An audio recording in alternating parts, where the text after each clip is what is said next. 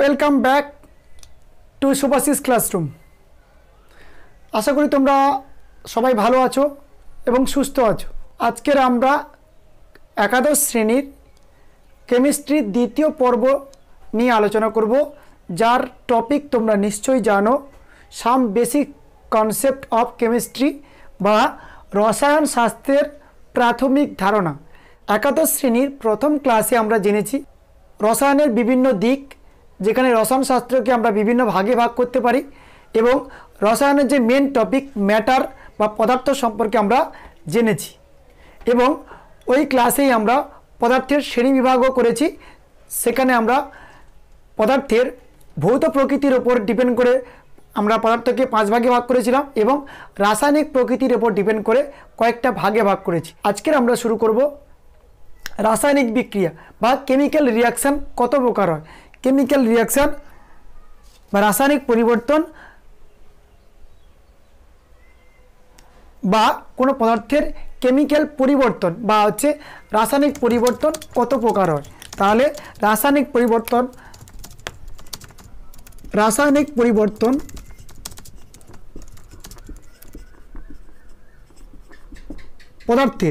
পদার্থের রাসায়নিক পরিবর্তন কত প্রকারের হয়।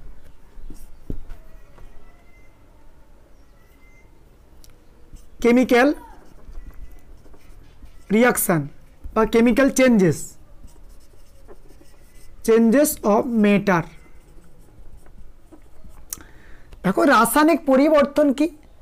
রাসায়নিকভাবে পরিবর্তনকে আমরা রাসায়নিক পরিবর্তন বলি, বা একটা মৌল বা একাধিক মৌল রাসায়নিক বিক্রিয়ার ফলে উৎপন্ন মৌলকে আমরা কি বলি, বা উৎপন্ন মৌলের যে পরিবর্তন আমরা লক্ষ্য করি তাকেই আমরা বলি রাসায়নিক পরিবর্তন। এই রাসায়নিক পরিবর্তনকে আমরা দুভাগে ভাগ করতে পারি। একটা ভৌত পরিবর্তন, এটাও তোমরা ছোটদের ক্লাসে বা 7-8 হয়তো জেনেছো। এই বেসিক কনসেপ্টগুলো আমরা আরও একবার মনে করে নেব, তাহলে আমাদের পরবর্তী অধ্যায়গুলোতে আর কোনোরূপ সমস্যা হবে না। এবং যারা আমাদের এই সেশানে নতুন, তারা আমাদের এই সেশানটিকে লাইক এবং শেয়ার করো এবং আমাদের এই চ্যানেলটিকে সাবস্ক্রাইব করে রাখো। এছাড়া আমাদের টেলিগ্রাম এবং হোয়াটসঅ্যাপ গ্রুপে জয়েন হওয়ার জন্য তোমরা ডেসক্রিপশান বক্সে চলে যাও, সেখান থেকে তোমরা হোয়াটসঅ্যাপ গ্রুপে এবং টেলিগ্রাম গ্রুপে জয়েন্ট হওয়ার লিঙ্ক তোমরা পেয়ে যাবে। দেখো, এই পদার্থের রাসায়নিক পরিবর্তনকে আমরা দুভাগে ভাগ করতে পারি। একটা হচ্ছে ভৌত পরিবর্তন, সেকেন্ডটা হচ্ছে রাসায়নিক পরিবর্তন।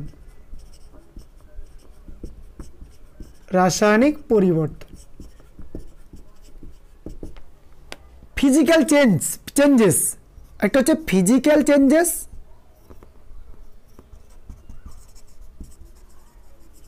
আর এটা হচ্ছে কেমিক্যাল চেঞ্জেস।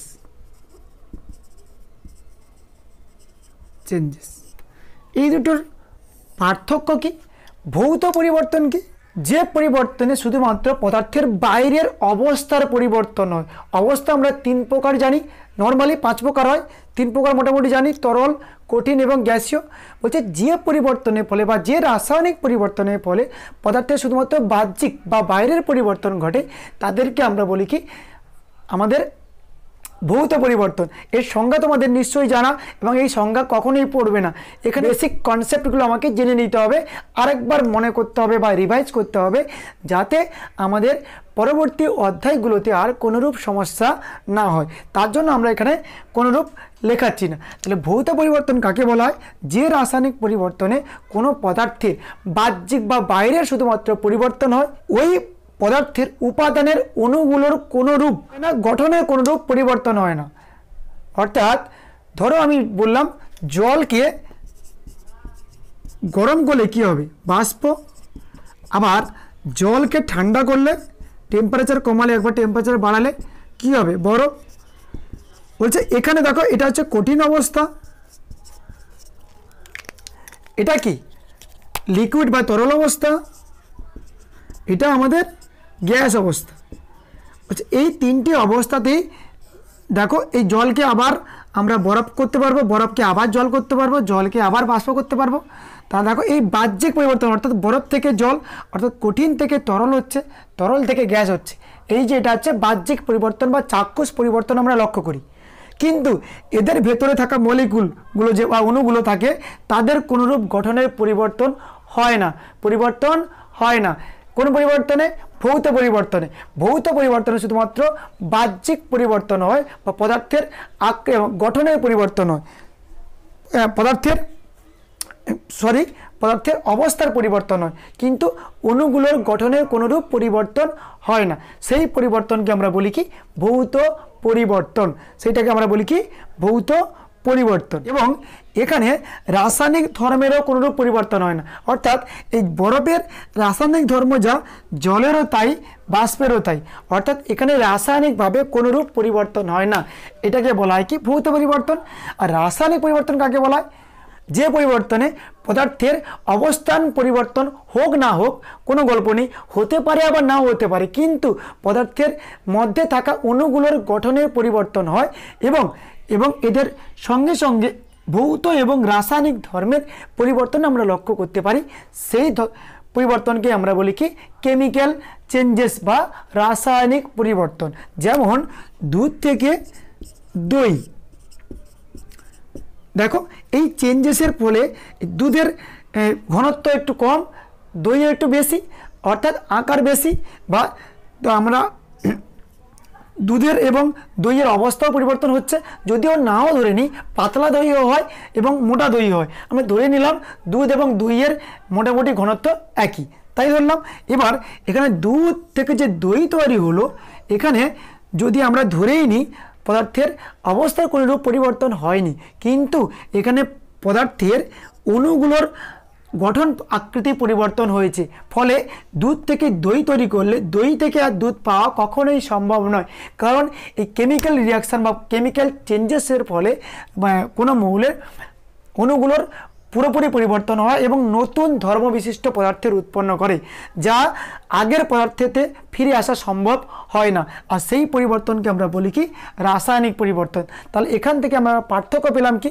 ভৌত পরিবর্তনের ফলে আগের অবস্থাকে ফিরে পাওয়া সম্ভব, বা আগের পদার্থকে বা আগের অবস্থার পদার্থে ফিরে আসা সম্ভব, কিন্তু কেমিক্যাল রিয়াকশানে কখনোই এটা সম্ভব নয়। ঠিক আছে?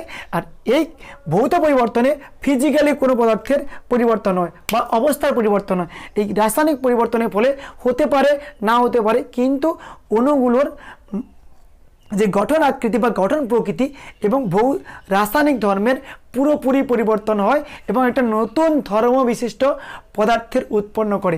এখানে নতুন ধর্ম বিশিষ্ট পদার্থ উৎপন্ন করে না, কিন্তু এখানে নতুন ধর্মবিশিষ্ট পদার্থের উৎপন্ন করে, যা আগের পদার্থেতে বা আগের যে বিক্রিয়ক পদার্থের রূপান্তর হওয়া কখনোই সম্ভব নয়, কারণ দই থেকে আমরা কখনোই দুধ তৈরি করতে আর পারবো না। এই কেমিক্যাল চেঞ্জেসের ফলে নতুন ধর্মবিশিষ্ট পদার্থের উৎপন্ন হয়। আর ভৌতর ক্ষেত্রে এখানে কোনো অণুর গঠন প্রকৃতি কখনোই চেঞ্জ হয় না। আই হোপ তোমরা সবাই বুঝতে পেরেছ এই ভৌত পরিবর্তন কি আর রাসায়নিক পরিবর্তন কি। রাসায়নিক বিক্রিয়া বা কেমিক্যাল রিয়াকশন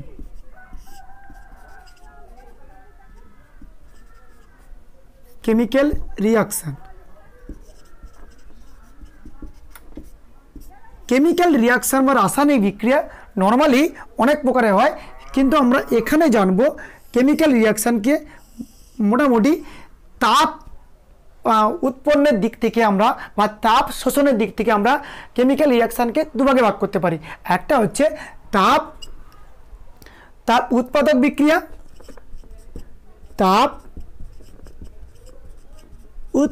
বিক্রিয়া,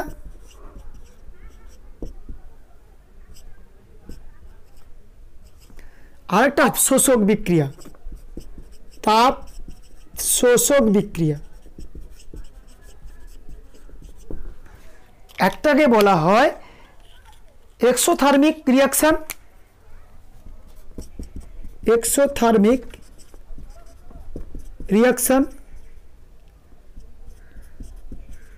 আর আরেকটা হচ্ছে এন্ডোথার্মিক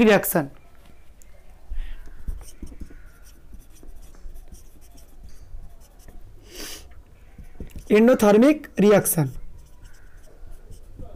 দেখো এই এন্ডোথার্মিক এবং এক্সোথার্মিক তোমরা পড়েছো, এটাকে বলা হয় তোমাদের এইটা ছিল তাপ মোচি বিক্রিয়া, আর এটা হচ্ছে তাপগ্রাহী বিক্রিয়া। মনে পড়ছে? মনে করো ছিল তাপগ্রাহী এবং তাপমোচী। দেখো তাপমোচী এবং তাপগ্রাহী যখনই বলে দিচ্ছি তোমাদের কাছে প্রশ্নই অ্যান্সারও কমপ্লিট। অর্থাৎ যে রাসায়নিক বিক্রিয়ায় তাপ উৎপন্ন হয় তাকে বলা হয় তাপ উৎপাদক বিক্রিয়া বা এক্সোথার্মিক রিয়াকশন। যেই রাসায়নিক বিক্রিয়ায় তাপের শোষণ হয় বা তাপের প্রয়োজন হয় তাকেই বলা হয় কি, বা যে বিক্রিয়া তাপ গ্রহণ করে তাকে বলা হয় কি এন্ডোথার্মিক রিয়াকশন বা তাপ শোষক বিক্রিয়া। তাপ শোষক বিক্রিয়া যেমন তোমাদের যদি নাইট্রোজেন এবং হাইড্রোজেনের বিক্রিয়ায় কি উৎপন্ন হয়, অ্যামোনিয়া উৎপন্ন হয় এবং এখান থেকে 22,500 ক্যালোরি। ঠিক আছে, বলছে এখানে নাইট্রোজেন এবং হাইড্রোজেনের মিলনে অ্যামোনিয়া উৎপন্ন হচ্ছে এবং এখান থেকে 22,500 ক্যালোরি তাপ উৎপন্ন হচ্ছে। ব্যালেন্স আমরা করে দিচ্ছি, এখানে একটা, তাহলে সামনে 2 দাও, 2 দেওয়ার জন্য হাইড্রোজেন দেখো 3 × 6, এখানে 3 দিয়ে দাও, হয়েছে। অর্থাৎ 1 আয়তন নাইট্রোজেন এবং 3 আয়তন হাইড্রোজেনের বিক্রিয়ায় 2 আয়তন অ্যামোনিয়া উৎপন্ন হয় এবং সেখানে আমরা 22,500 ক্যালোরি তাপ পাই। আর যেহেতু এখানে দেখো তাপ উৎপন্ন হচ্ছে, এই বিক্রিয়াকে আমরা বলি তাপ উৎপাদক বিক্রিয়া বা এক্সোথার্মিক রিয়াকশন। কি বিক্রিয়া? এক্সোথার্মিক রিয়াকশন বা তাপ উৎপাদক বিক্রিয়া। আর যেই বিক্রিয়ার তাপ শোষণ হয় তাকে বলা হয় কি এন্ডোথার্মিক বিক্রিয়া। যেমন নাইট্রোজেন এবং অক্সিজেনের মিলনে উৎপন্ন হয় নাইট্রোজেন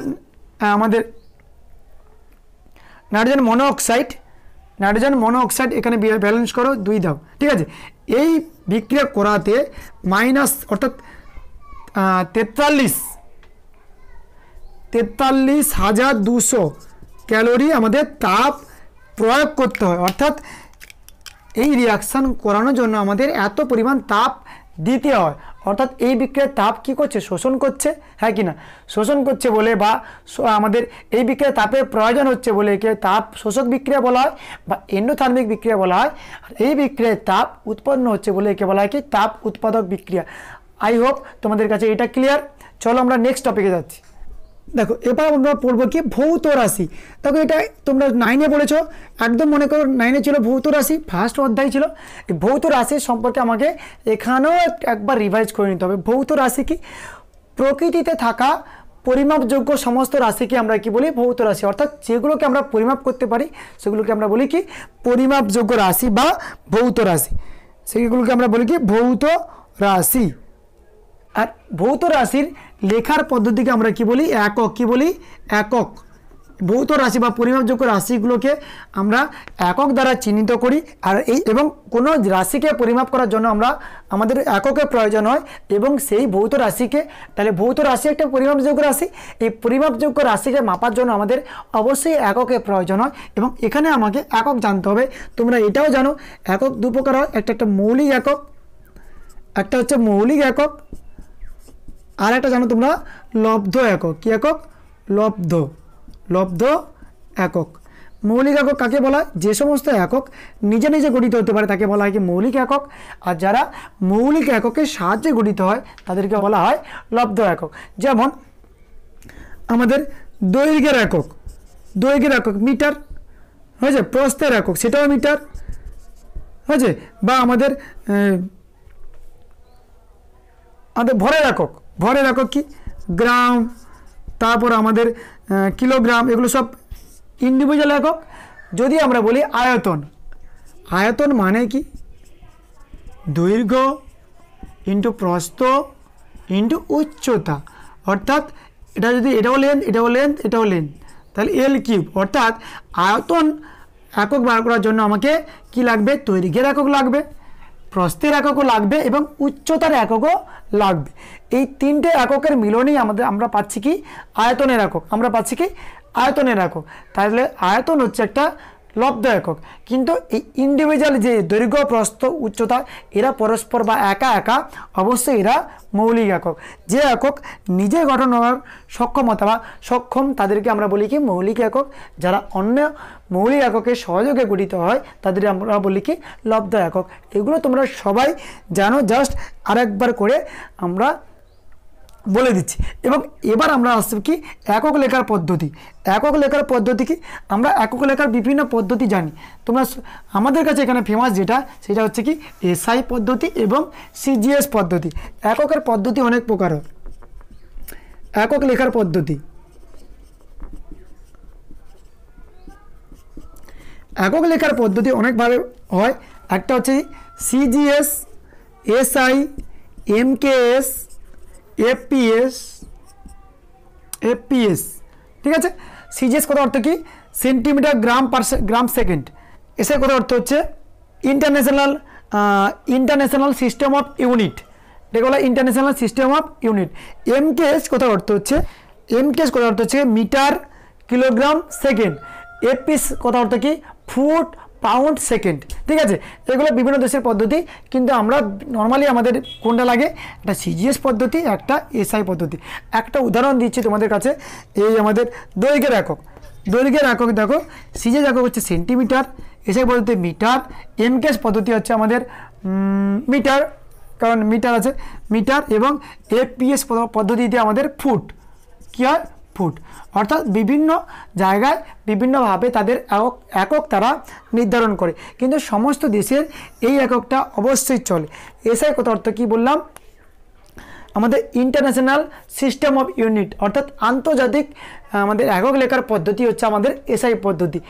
সে যে দেশ বিভিন্ন দেশ হতে পারে, তারা বিভিন্ন একক ব্যবহার করতে পারে, কিন্তু সমস্ত একক থাকবে অবশ্যই, কিন্তু আমাদের প্রতিটা একটা নির্ধারিত, ধরো ভরের যে এসআই একক কিলোগ্রাম, এই কিলোগ্রাম এককে আমরা কোনো ইন্টারন্যাশনাল জায়গায় মাপতে হলে আমাকে এই কিলোগ্রাম এককে আমাকে মাপতে হবে, কারণ এটা হচ্ছে আর কি ইন্টারন্যাশনাল আমাদের সিস্টেম অফ ইউনিট বা আমাদের এই আন্তর্জাতিক একক লেখার পদ্ধতির মেন হচ্ছে এটাই একক। তাহলে আমাদের এই দুটো টপিক আছে সিজিএস এবং এসআই, এবং এখানে আমরা সেই 9-এর কিছু টপিক আমরা তুলে ধরবো, যেখানে আমরা কয়েকটা এককের আমরা এসআই একক জানবো, সিজিএস একক জানবো, এবং সেই জানার পর আমরা পরবর্তী অধ্যায়ে চলে যাব।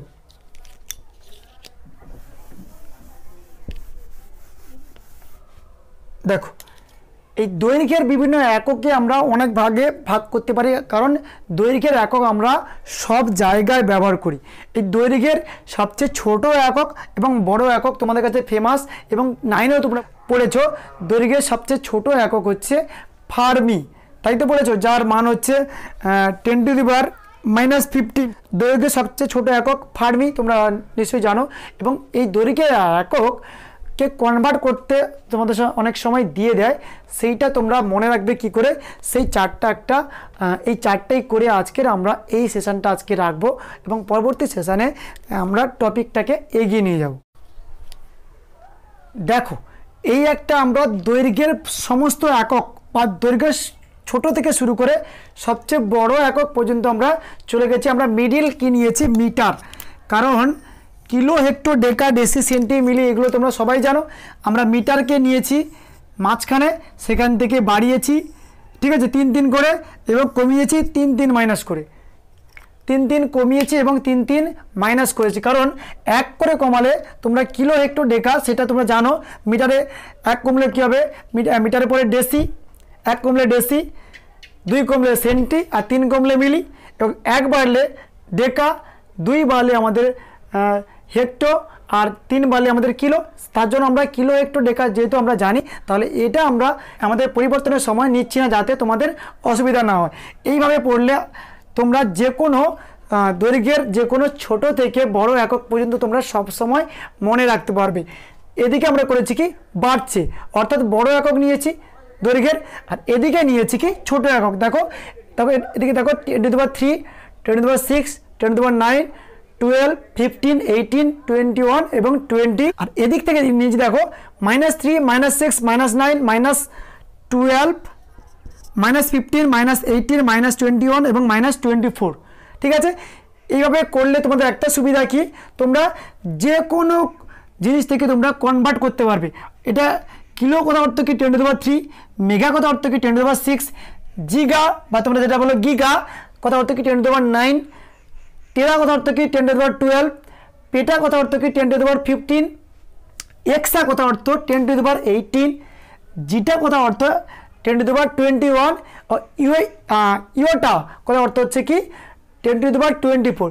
ঠিক একই রকমভাবে আমরা যদি ছোটোর দিকে যাই তাহলে মিলি হচ্ছে 10⁻−3, যেহেতু মিটার থেকে শুরু করেছি।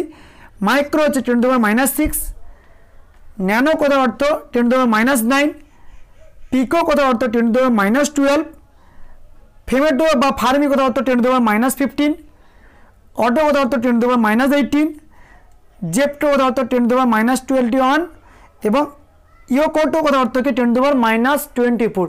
অর্থাৎ তোমাকে যদি একটা ডাটা দেয়, তুমি এইটা যদি মনে রাখো তাহলে অবশ্যই ডাটাটাকে যে কোনো এককে তুমি কনভার্ট করতে পারবে। ঠিক আছে স্যার, কীভাবে একটু বলে দিন। আমি তোমাকে বললাম কি হাজারকে বা হাজার মিটার ছাড়ো, আমি হাজার মিলিমিটারকে আমাকে বললো, হাজার মিলিমিটারকে আমাকে এই মেগাতে করতে হবে, মেগা এককে করতে হবে। কী একক? হাজার মিলিমিটারকে আমার কী করতে হবে? মেগাতে করতে হবে। ঠিক আছে, হাজার মিলিমিটার, তাহলে হাজার, ঠিক আছে। আর মিলি থেকে কোথায় আসছে?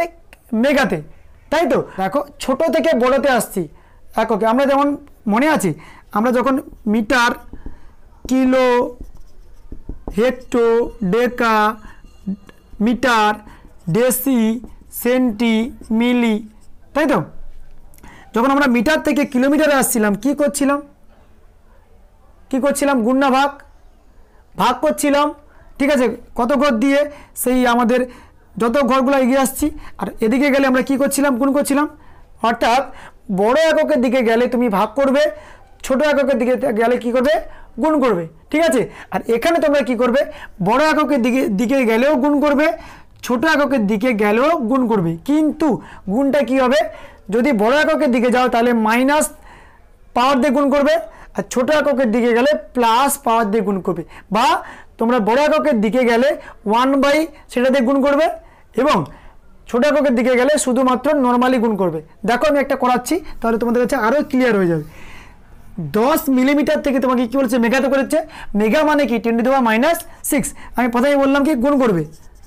ঠিক আছে, গুণ করবে। আর গুণ করছে, আমি ছোট থেকে বড়তে যাচ্ছি, কি করবে? 1/, এই আমাদের 10⁻6 গুণ করবে। যদি বড় থেকে ছোটতে আসতাম তাহলে কি করতাম?